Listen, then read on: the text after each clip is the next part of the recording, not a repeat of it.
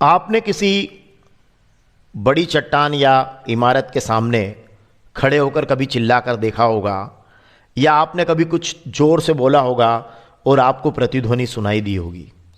आपने कहा होगा हेलो हेलो हेलो हेलो, इस तरीके से आपने कभी सुना होगा। तो यह है प्रतिध्वनि या इको। प्रतिध्वनि कितनी देर में सुनाई देती है? प्रतिध्वनि सुनने के लिए आपके और अवरोध के बीच की दूरी, या जिस इमारत या पहाड़ से ध्वनि परावर्तित हो रही है उसके बीच की दूरी कितनी होना चाहिए, और प्रतिध्वनि पर आंकिक प्रश्न आज हम सब देखेंगे। क्लास 9 साइंस और 11th फिजिक्स का बड़ा महत्वपूर्ण पार्ट है, और हमारे चैनल पर क्लास 9 से लेकर 12 तक के सैकड़ों वीडियो अपलोड हैं। आगे भी यह क्रम जारी रहेगा, इसलिए चैनल से जुड़ने के लिए सब्सक्राइब कीजिए, घंटी बजाइए चैनल पर, वीडियो पर। तो प्रतिध्वनि या इको हमें सुनना है तो हमें पता होना चाहिए कि जो ध्वनि की चाल है वो ताप पर भी निर्भर करती है। जैसे 0 डिग्री सेंटीग्रेड पर अगर ऑब्जेक्टिव के लिए कहें तो 332 मीटर प्रति सेकंड ध्वनि की चाल है। तो यहाँ सामान्य ताप लिया जा रहा है 22 डिग्री सेंटीग्रेड, और 22 डिग्री सेंटीग्रेड के ऊपर आपको प्रतिध्वनि की पूरी जो कॉन्सेप्ट है वो समझाने का प्रयास किया जाएगा। तो ये जो व्यक्ति है ये 22 डिग्री सेंटीग्रेड के ऊपर 344 मीटर प्रति सेकंड इसके ध्वनि की चाल है, और ये चिल्लाता है जोर से हेलो हेलो हेलो। तो इस तरीके से उसको प्रतिध्वनि सुनाई देती है 344 मीटर प्रति सेकंड ध्वनि की चाल से। तो फिर अब ये जानना जरूरी है कि जो प्रतिध्वनि सुनाई दे रही है उसके बारे में कोई कॉन्सेप्ट वाली बात। तो ध्यान रखिएगा कि स्पष्ट प्रतिध्वनि अगर आपको सुनना है तो जो मूल ध्वनि आपकी है, ये मूल ध्वनि है जिसमें आपने जोर से कहा हेलो और उधर से आवाज आई, आपने कहा हेलो तो उधर से आवाज आई हेलो हेलो हेलो। तो स्पष्ट प्रतिध्वनि सुनने के लिए मूल ध्वनि और परावर्तित ध्वनि के बीच कम से कम 0.1 सेकंड का समय अंतराल होना चाहिए।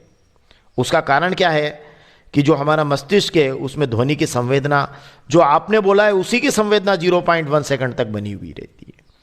तो फिर जो परावर्तित ध्वनि है उसको आप नहीं सुन पाएंगे अगर वो 0.1 सेकंड के बाद नहीं आती है। तो कम से कम आप ये समझिए कि स्पष्ट अगर आपको प्रतिध्वनि सुनना है तो जो आपने मूल ध्वनि आपकी है, आपने जो जोर से चिल्लाया है उसमें और जो टकरा कर आया है उसमें कम से कम 0.1 सेकंड का समय अंतराल होना चाहिए, या उससे ज़्यादा होना चाहिए।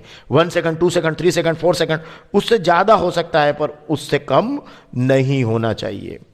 तो फिर आप ये प्रतिध्वनि सुन पाएंगे। बहुत महत्वपूर्ण बात आप ध्यान रखिएगा। और प्रतिध्वनि क्या है कि जब भी हम किसी उचित परावर्तक वस्तु जैसे पहाड़, ऊंची इमारत आदि के पास में जोर से चिल्लाते हैं तो हमें कुछ समय पश्चात वही ध्वनि सुनाई देती है, हेलो हेलो हेलो हेलो। वही ध्वनि हमें सुनाई देती है, और इसी ध्वनि को हम क्या कहते हैं? प्रतिध्वनि कहते हैं। कई बार एक बार सुनाई देती, कई बार बारंबार सुनाई देती है। तो प्रतिध्वनि सुनने के लिए याद रखिएगा कि जो आपकी मूल ध्वनि है और परावर्तित ध्वनि है उसके बीच कम से कम 0.1 सेकंड का समय अंतराल होना चाहिए, उससे ज्यादा भी हो सकता है। तो चलिए अब हम इसी केस पर बात कर लेते हैं कि ये दूरी कितनी रही होगी। मतलब मान लीजिए आपने ये 22 डिग्री सेंटीग्रेड पर मान लीजिए आपने जो ध्वनि निकाली अभी, उसकी जो चाल है वो 344 मीटर प्रति सेकंड है। तो आपके और अवरोध के बीच की दूरी कितनी है कि आपको ये प्रतिध्वनि स्पष्ट रूप से सुनाई दी? तो ध्वनि को अवरोध तक जाने और आने में चली गई जो दूरी है वो होती है चाल गुणित समय। आप जानते हैं दूरी बराबर होता है चाल गुणित समय। चाल बराबर दूरी बटे समय। तो दूरी क्या हुआ? चाल गुणित समय। तो हम यहां से यहां तक जाने और आने में चली गई दूरी को निकालना चाह रहे हैं, और हमें पता है कि स्पष्ट प्रतिध्वनि सुनने के लिए ध्वनि को जाने और आने में कम से कम 0.1 सेकंड का समय लगना चाहिए। वही हम समय में ले लेंगे। चाल हमारी यहाँ 22 डिग्री सेंटीग्रेड पर हम सामान्य रूप से मान रहे हैं 344 मीटर प्रति सेकंड। वैल्यू पुट कर देते हैं यहाँ 344, समय 0.1, तो ये हो गया 34.4 मीटर दूरी हुई जाने और आने की। तो फिर हमारे और जो मतलब जो स्रोत है या बोलने वाला है या चिल्लाने वाला है उसके और अवरोध के बीच की दूरी कितनी होगी? तो ये जाने और आने के बीच की दूरी 34.4 है। तो फिर ये जाने और आने के बीच की दूरी हो गई 34.4।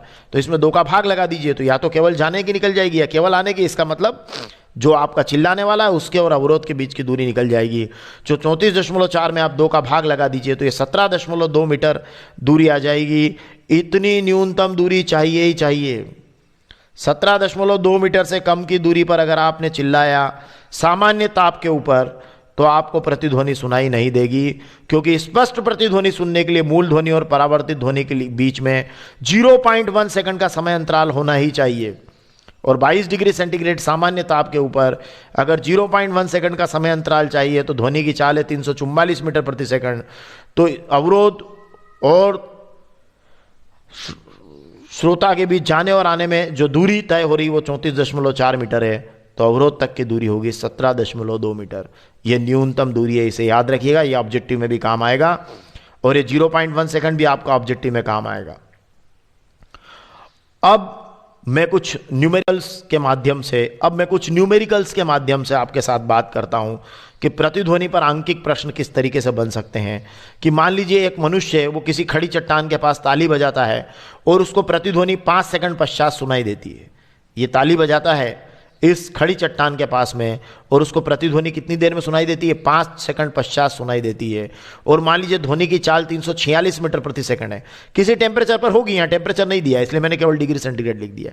यहाँ पर कोई टेम्परेचर भी लिख सकते थे, खैर उसका कोई उतना ही महत्व है कि उसमें चाल दी हुई है इसलिए टेम्परेचर दिया हुआ रहता है, तो इसलिए यहाँ टेम्परेचर भी लिख दे तो कोई बात नहीं।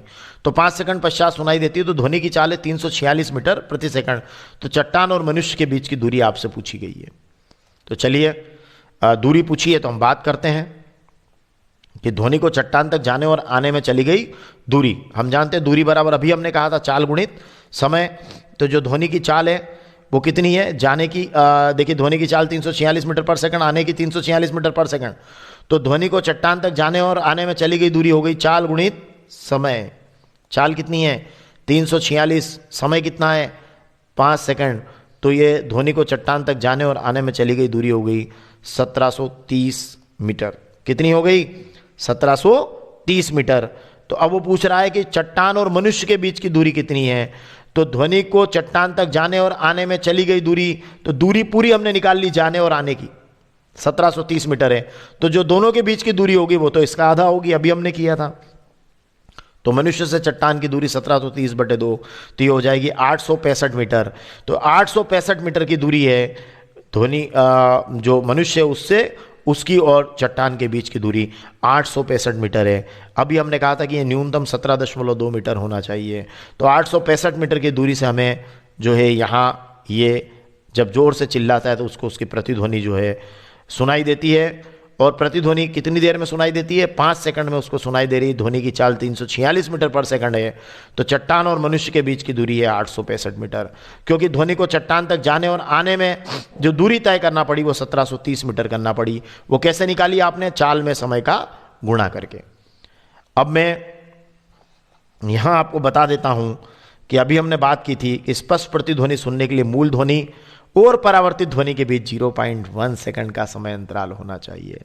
यहां समय 5 सेकंड है, इसलिए प्रतिध्वनि अवश्य सुनाई देगी।